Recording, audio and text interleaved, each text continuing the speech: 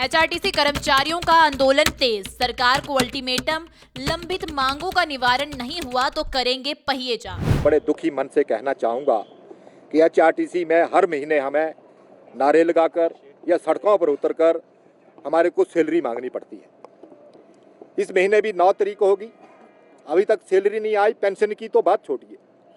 बड़े दुख के साथ कहना चाहूँगा कि इन्होंने ये प्रथा बना ली कि जब जब बात आती है सैलरी और हमारे पेंशन और ड्यूज़ की बात तो एचआरटीसी घाटे में।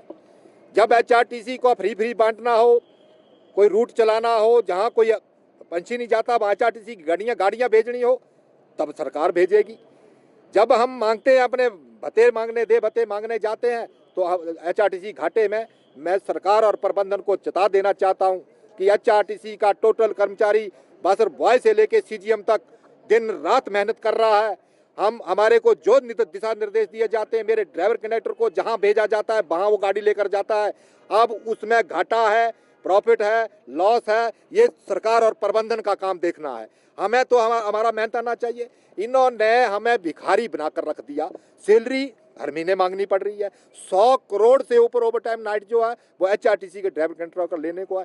2016 का एरियर जो है वो इनसे लेने को है। मेडिकल रिवर्समेंट 5 साल से ऊपर हो गया, आज तक इन्होंने नहीं दिया।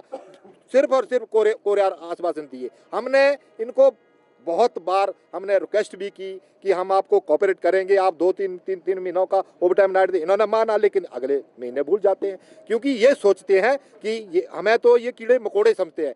तो मैं आपके चैनल के माध्यम से खासकर प्रबंधन और सरकार को चेता देना चाहता हूं कि समय रहते हमने आज नोटिस प्रबंधन को और सरकार को भेजा है। 15 दिनों के अंदर अंदर अगर हमारी मांगों को माना ना गया, हमारी मांग सिर्फ सबसे बड़ी मांग जो है वो एचआरटीसी के कर्मचारियों के जितने भी देय भत्ते हैं वो उसकी जिम्मेवारी सरकार ले। हम एचआरटीसी से नहीं मांगेंगे क्योंकि एचआरटीसी चलाती है सरकार, तो पैसे भी सरकार दे।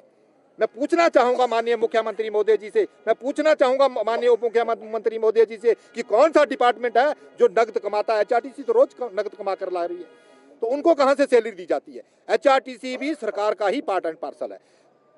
मैं आपके चैनल के माध्यम से एक बात और कहना चाहूंगा। माननीय मुख्यमंत्री महोदय जी ने बार बार कहा कि इसको हम कम कर रहे हैं, इसको ऐसा करने की जरूरत है, हम उनके साथ हैं।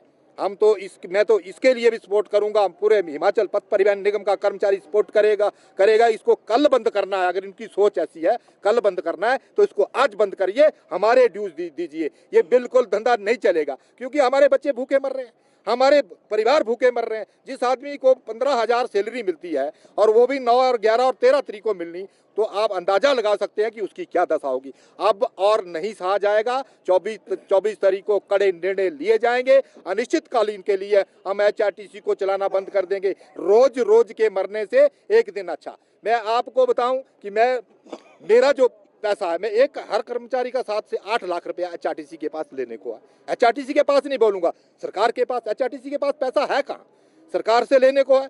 जी अगर 8 लाख रुपया मेरे किसी भी कर्मचारी को जीते जी ना मिला और मरने के बाद मिला तो वो पैसा हमारे किस काम का। तो मैं प्रबंधन और सरकार को चेता देना चाहता हूँ, सैलरी और पेंशन पहली तारीख को और जो जितने भी हमारे देय भत्ते हैं वो सरकार उसकी जिम्मेवारी ले, अन्यथा एचआरटीसी को बंद करे। हमारे जो ड्यूज है उनको दे। आगे हम भी कोर्ट से लेना जानते हैं, हम कोर्ट से लेंगे।